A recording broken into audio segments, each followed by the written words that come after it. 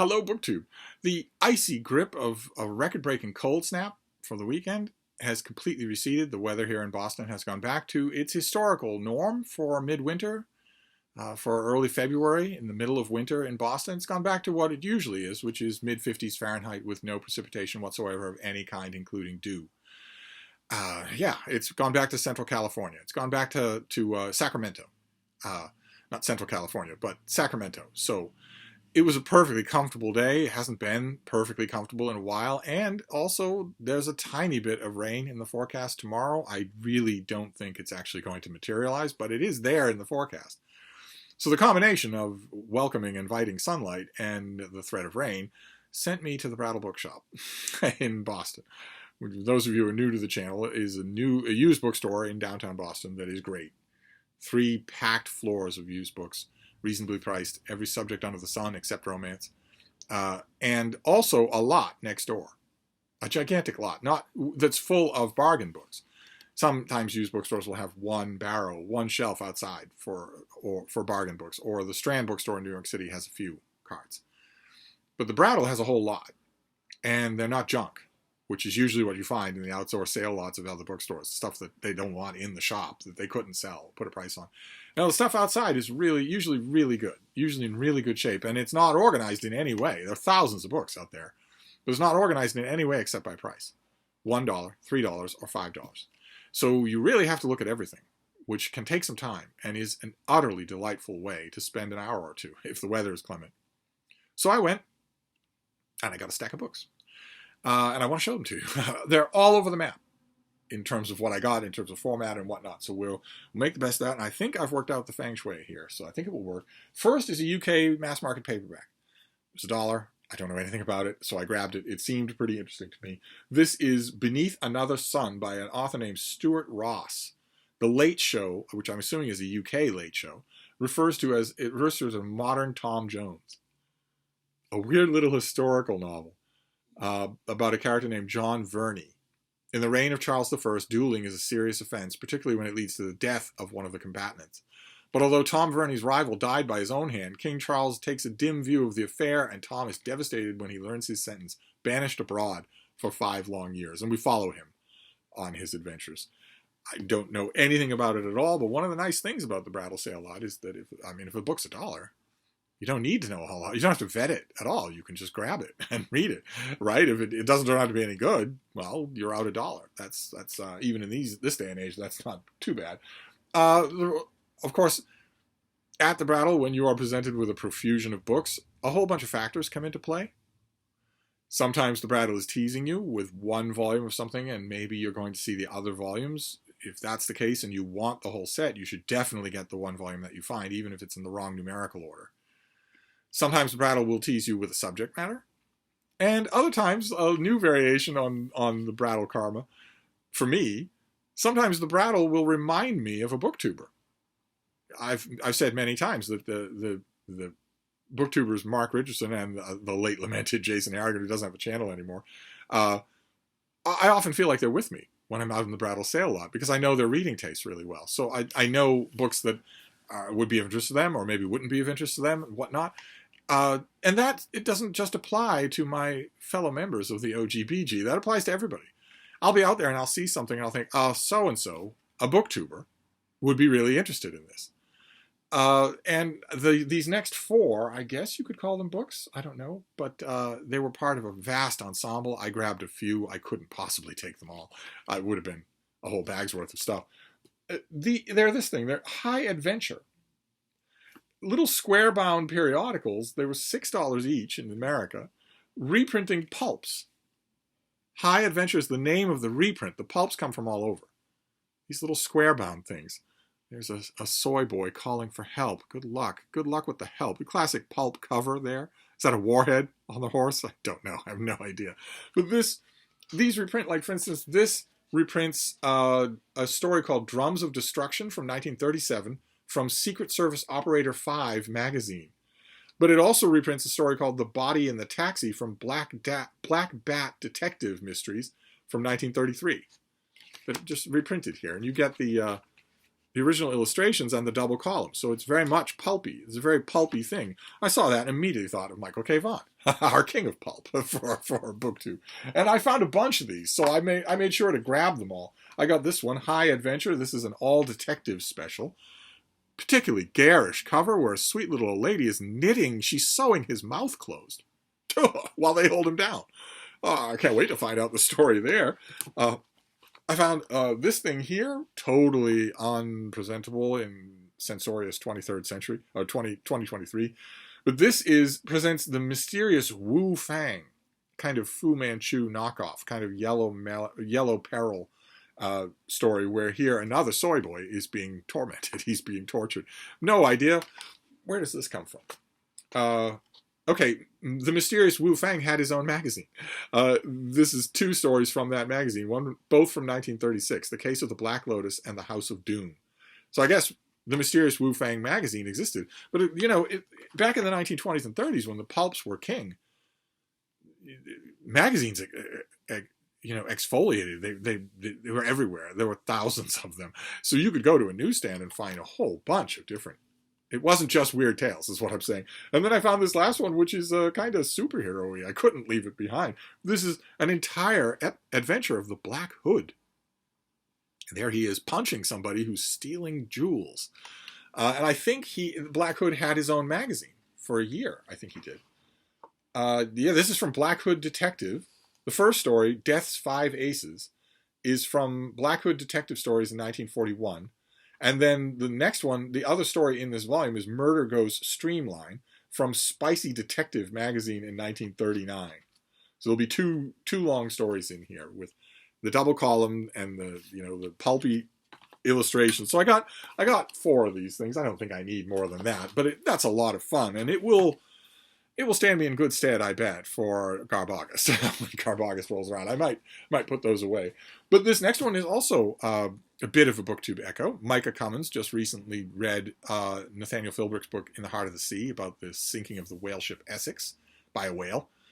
And he did a review of the book on his channel and talked about Owen Chase, whose memoir was the basis. It's all, if you're going to write about the Essex, you're going to write about Owen Chase because he wrote the memoir. He wrote a book about it.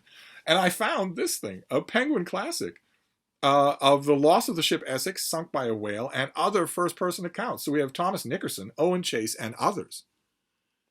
The Heart of the Sea is mentioned on the cover, and Nathaniel Philbrick does the introduction for this book. I don't think I've ever had this Penguin classic, so I grabbed it. I haven't read Sunk by a Whale, Stove by a Whale in quite some time. Just to take this book alone and read just that account. I think that would be fascinating. But we're bouncing all over the map. Anyway, so we move on to, this is a book by Philip Dupuy. This is a historical murder mystery, The English Agent. And the sleuth in question is Christopher Marlowe, who I think in this book is plucked straight out of college. 1583, young Christopher Marlowe is a student at Cambridge, where he has a hard-earned reputation as a brawler and a rake hell. He's also a would-be poet and playwright, having the worst evening of his young life. The first performance of his play Dido in a local bar is a humiliating flop. He is picked by Frances Walsingham, by the Queen. He's picked by Frances Walsingham to go abroad on a mission.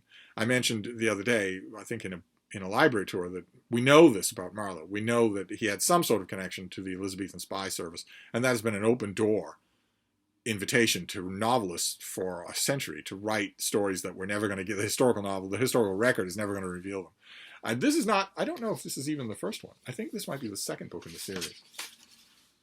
Yeah, the first one was A Prisoner in Malta, which I don't have and I don't think I've ever seen. I don't think I've ever read this thing. But I'm always up for giving, murder mysteries especially are fascinating me these days. So I'm always up to give historical murder mystery a try. Then we have an old, this is going to be the 1940s. Yes, this has got to be when you first came out. Hang on just a second while I find out. Yes, 1946. This is the first appearance of Escape on Venus by Edgar Rice Burroughs. That great cover, that absolutely fantastic cover. This is a handful of short stories about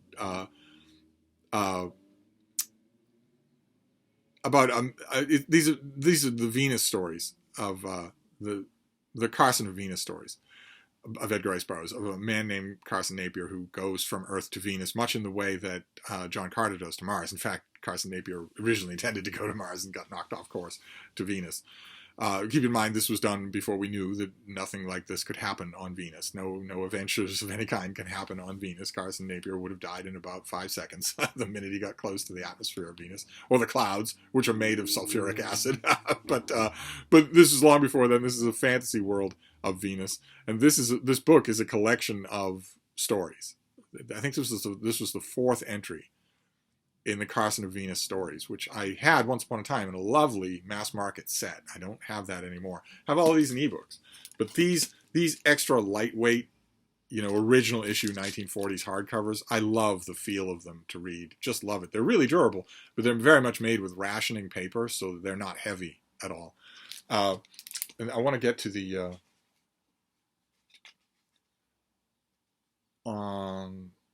okay, there's a... How odd. How odd.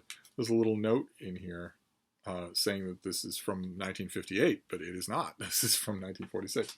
But I want to explain the cover to you, so let's get to... See, this has artwork, not only the frontispiece, but all throughout. Let me see if I can find another piece of artwork, because there's artwork all throughout here. It's all black and white, but it's really good.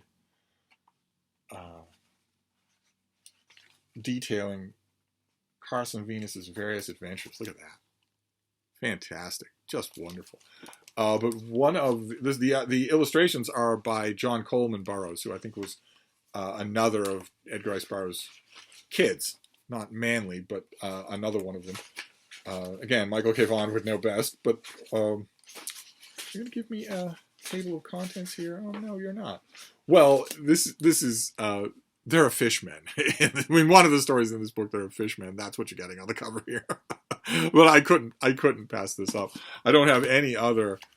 I'm pretty sure I don't have any Carson of Venus in an actual print and paper book. I have the ebooks, but I don't think I have... I think this is the only one that I have. And I have a couple of matching Tarzan volumes to this and one John Carter volume.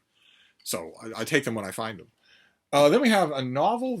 I reviewed this. I will try to remember to leave a link to my review. I reviewed this when it came out in English in 2012.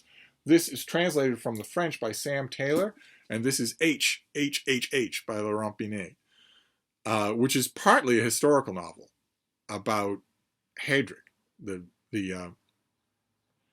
think Stephen Miller, only in a uniform, the brains behind a lot of the worst, most evil parts of Nazi Germany, who was killed. He was assassinated in Prague by just a couple of gunmen who had trained and practiced and were willing to risk anything. Of course, they didn't just risk their own lives. A couple of villages with whole blocks of buildings were burnt to the ground because of Heydrich's assassination. But this is partly about that and partly about the author and his fascination with that story. Goes to the museum that has the car that Heydrich was in when he was shot. Examines all of those things. This book came out as a novel. I think this might have been Binet's first novel in English. I loved it. I thought it was fantastic. I dismissed out of hand its postmodern, jitterbugging. I just dismissed that out of hand. I'm no more interested in Laurent Binet telling me that the parts of the book about his fascination with Heydrich are fiction than I am when Karl Ove Knausgaard does it. I'm not interested in an author simply lying to me. This author is all over social media. He is faithfully transcribing every single thing that he did. There's no fiction in that part of the book. But the reconstruction of Heydrich's life and last days is really good. I love the whole thing, and I've been a fan of this author ever since. I'll try to find my review if I can. Anyway, I have a book. I found this before it was $1, so I grabbed it. I've seen it before at the Brattle, never really given it a try. This is by Robert Gibbings, and it's Coming Down the Seine. It's got all his, there is our author right there. It's got all of his engravings in it. I'll get you a piece of the artwork here. That's a little chapter thing, but there are also bigger pictures that are really nice. And this is just a classic travel guide of small boating it down the Seine and what he saw from 100 years ago, right? Sorry, I keep going back here to when did you come out? 1953, not quite 100 years ago. But this is bound to be charming. It'll only take me half an hour to read. And so it was $1, so I grabbed it. Then we have this great big thing. This is one of those Brattle things that I can't completely convey to you because it's heavy. And I can't convey that on the camera. It's heavy because it's full of illustrations. This is from 100 years ago. This is from 1903. This was done by August Mau, and it is, I don't know if you're going to be able to make it out. This did not have a dust jacket. This is Pompeii. It's life and art, with an engraved picture there as a person who lived and died in Pompeii. And this has floor plans. It has lots and lots of floor plans, but it has full-page illustrations as well. Let me get you one of those. Yes, full-page black and white illustrations of the reconstructions that are done in Pompeii. It has smaller illustrations of little bits and pieces in Pompeii. And of course, we know a lot. See, you've got floor plans literally everywhere throughout here. We know a lot more about Pompeii. Famously, those of you, I know you all know this, but famously it was entombed, intact, by the eruption of Mount Vesuvius. So there's a lot to study there, a lot of different kinds of things than you would find in normal Roman ruins that have been exposed to the elements and to people for thousands of years. We know a lot more in the ensuing century than we did here, but that's what's going to make this book interesting to me to read. Plus, it's got all sorts of artwork that I don't have anywhere else. Then I got a book for the author. I'm sure that the subject will be good too, but I wouldn't care. This is an author I love so much that I wouldn't care. The author is the historian David Howarth, who I've praised on this channel many times. His two most well-known books are The Voyage of the Armada and 1066. They're both great. Both great. He's just a fantastic writer. And this is a book of his that I've never read, a book about Tahiti. That'll be part history, I imagine, and part travelogue. Absolutely. I will take a David Howarth book to read. I will never be back to Tahiti, so I might as well explore it on the page. Then this next one wasn't so much Booktube made me do it, but it was a book made me do it. I recently read and reviewed a new biography of Jane Rhys, the author. And I really liked the biography, and the biographer heavily relied on and also very intelligently discussed her unfinished autobiography, Smile, Please. And I remember thinking when I was reading the book and then when I was rereading it, I remember thinking, boy, you know, I love this book. I'm not all that big a fan of Rhys as a writer, but I love this book, and this book is certainly making me want to read that autobiography.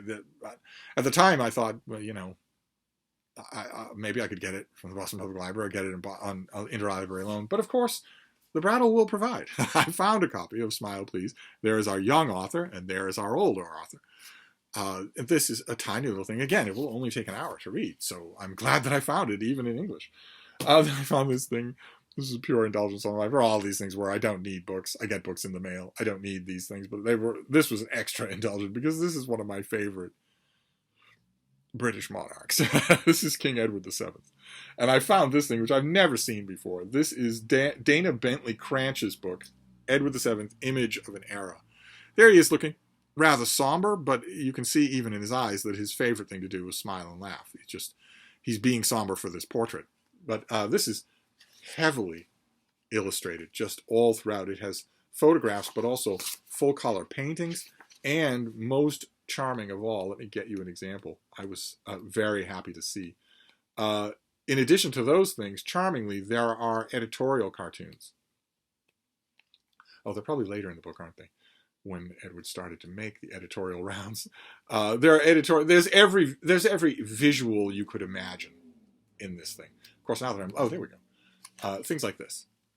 Editorial cartoons like this that they often don't show up in full dress biographies of this figure. So this is very heavily pictorial, but it's got a lot of text in it as well. So it's going to be a new voice talking about King Edward. That is wonderful. I'm always up for that. Then this is an example of what I was talking about. Actually, these next two are examples of what I was talking about when I mentioned that if you see something that's part of a series at the Brattle, you might, if you really want the series, you might want to get it, because these things are boxed in the basement. They're brought up willy-nilly. And it could very well be that you see part 2 in a 4-part series one day in just the format that you want. And it could very well be that in 3 weeks, the other 3 parts will come up. They were just in a different box in a different part of the basement. If you didn't get that part 2, then you will be out of luck. You're not going to see it again. You'll have 3 parts out of 4 instead of all of them. I've learned this to my great regret, so I try not to let these things go by. And I found what I'm hoping is a good example of that. I'm going to read this anyway. I'm going to read it on its own anyway. I found a UK hardcover of David Gemmell's book, Troy, Fall of Kings. This is not what the American version looked like. Very pretty thing. He did a 3-volume book, a 3-volume series retelling the Trojan War in a trilogy of novels. And this is the final one. The first one, I think, is Lord of the Silver Bow. Actually, now that I'm thinking, will that be in here? Yeah, Lord of the Silver Bow is the first one. Shield of Thunder is the second one. There's a chance, right? It's a UK hardcover. I thought about all this when I was holding it there at the Brattle. I thought, well, it's a UK hardcover, so it had to come over from the UK. So probably somebody flew into Boston, and they read this on the way over. And they got rid of it, or they left it here in the hotel room or whatever, or they sold it someplace, or they gave it to the Brattle. When I saw this, I thought, okay, well, if that's the case, they didn't bring the whole trilogy over. They only brought this book over. They've read the other 2 volumes, and those are back home. So you won't see the other 2 volumes of this. And then I thought, well, no, what if somebody did? What if this is part of a trilogy and the other 2 parts are going to show up in this hardcover series, the UK hardcover series? I didn't want to risk it, and besides, I'm forever saying on this channel that books in series should stand or fall on their own. This is the conclusion of the series. I'm reasonably familiar with the events of the Trojan War. I have written a Trojan War novel myself, so there's nothing to stop me from reading this now. I don't have to hold on to it as an heirloom until the next one shows up. I'm hoping that I see them, of course, but it's not a deal breaker. And that wasn't necessarily a sotto voce hint for those of you in the UK to go to your nearest Oxfam shop and find me the 2 first volumes in this Gemmell series in hardcover. Okay? If you want to do that, you can email me. I might be interested. But don't do it on your own hook. Don't break rule number 1. Then this next one, same thing. I saw this and immediately thought, okay, not the exact format that I like, but if there's a chance, I'll take it. On the chance that another box soon is opened up and reveals the companion volume. This is Nicholas Montserrat, who's most famous by far for his novel The Cruel Sea, which, if you haven't read, you should. It's terrific.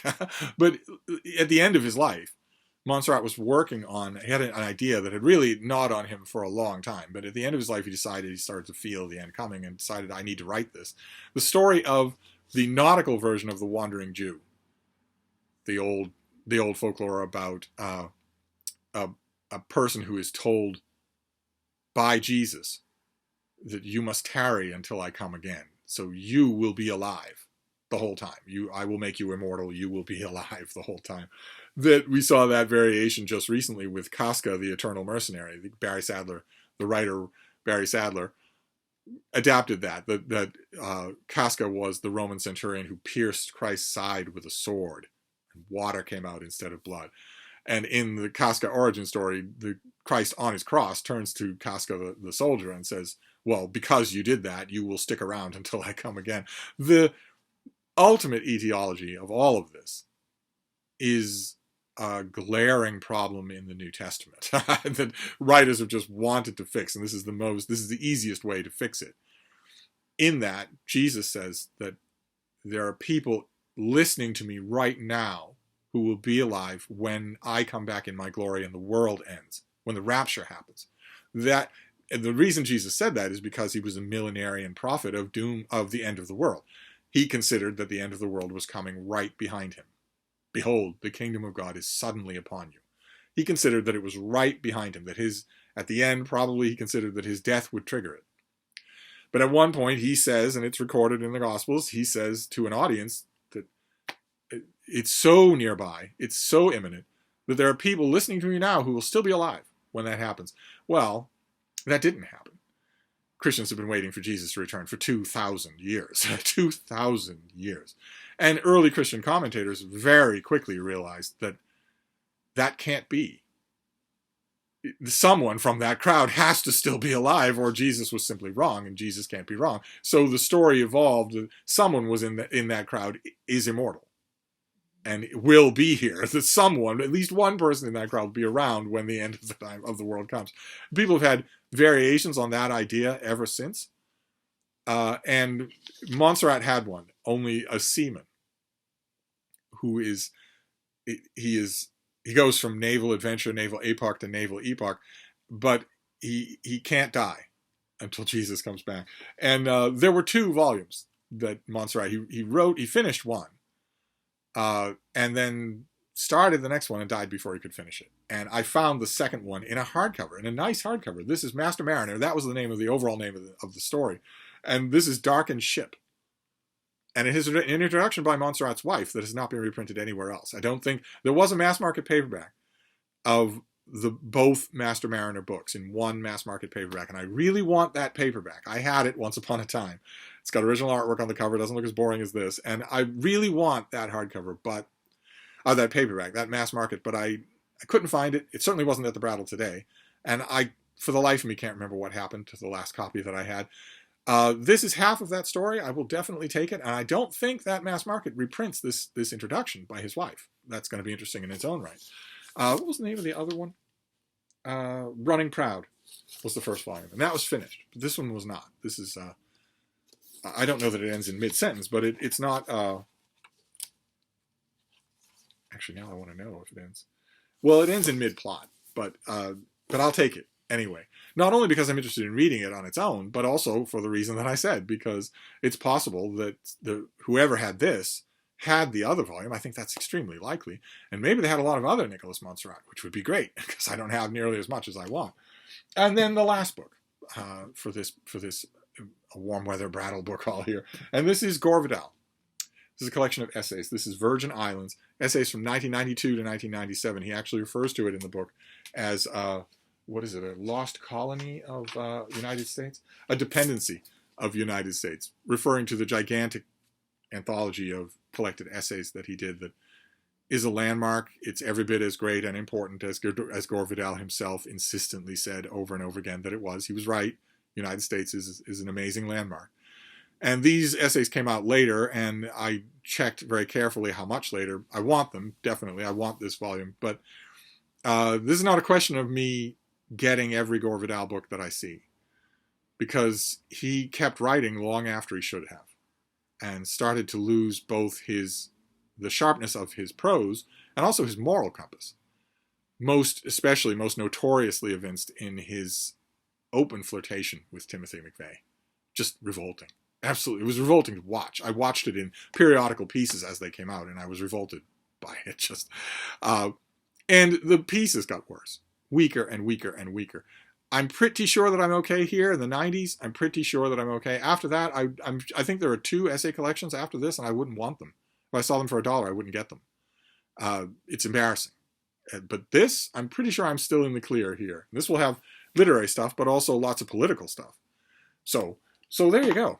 That was a nice big Brattle haul full of Booktube echoes and second chances and first chances and whatnot. We have Virgin Islands. We have Master Mariner, Darkened Ship. We have David Gemmell, Troy, Fall of Kings. This is the conclusion to the trilogy. We have Edward VII, Image of an Age, heavily illustrated life of Edward VII. We have Smile, Please, by Jean Rhys. This is a fantastic that I saw it, fantastic that I get to read it. Then Tahiti by David Howarth. This is a proven quantity. I know that I like this author. We have Pompeii, Its Life and Its Art, a century-old book about the buried city of Pompeii. We have Coming Down the Seine, travel writing that's probably very urbane and very, very interesting. We have a beautiful copy with a library covering of H. I don't usually buy novels at the Brattle, especially that I plan on keeping, but this is one of them. I really enjoyed this. I don't know why I got rid of my original. Then this thing, Escape on Venus, could not pass up this cover. They didn't even put Carson of Venus on the cover. They just put a fishman on the cover. We have and The English Agent, murder mystery about Christopher Marlowe. We have Owen Chase, Stove by a Whale, and a bunch of other accounts of the Essex disaster. We have a bunch of pulp magazines that I got purely because of Michael K. Vaughan. And then we got Beneath Another Sun, just a dorky historical novel that I'll either, I'll know in 5 pages whether or not it's any good, and I may stick it out. Quite a bit here that is stuff that I have only read once and a long, long time ago. Quite a bit here that I haven't read. It'll be a lot of fun. It's always a lot of fun to do, to explore at the Brattle. Now, the only question here, the main question about this Brattle book haul, involves the next Brattle book haul. because it's temperate and beautiful and Northern California weather as it is today, and as it will be tomorrow, and it was yesterday, and it will be from time immemorial, world without end, amen. Friday is going to be almost 70.